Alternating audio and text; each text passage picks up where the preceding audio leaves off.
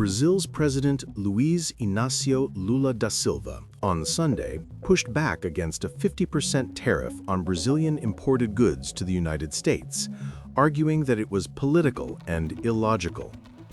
Lula said in a New York Times op-ed that his government is open to negotiating anything that can bring mutual benefits, but Brazil's democracy and sovereignty are not on the table, he said.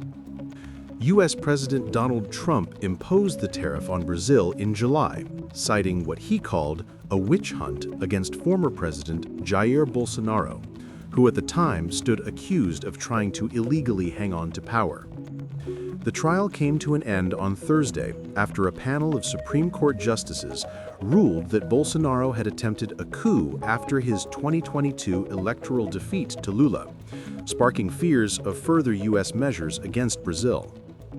Lula said he was proud of the Supreme Court for its historic decision, which safeguards Brazil's institutions, the democratic rule of law, and is not a witch hunt.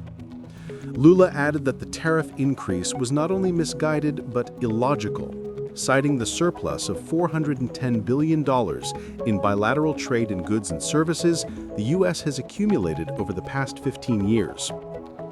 The op-ed is a sign that Brazil is bracing for more possible sanctions after the Supreme Court's decision. After Thursday's ruling, U.S. Secretary of State Marco Rubio posted on X that Trump's government will respond accordingly. Brazil's foreign ministry called Rubio's comments an inappropriate threat that wouldn't intimidate the government, saying the country's judiciary is independent and that Bolsonaro was granted due process.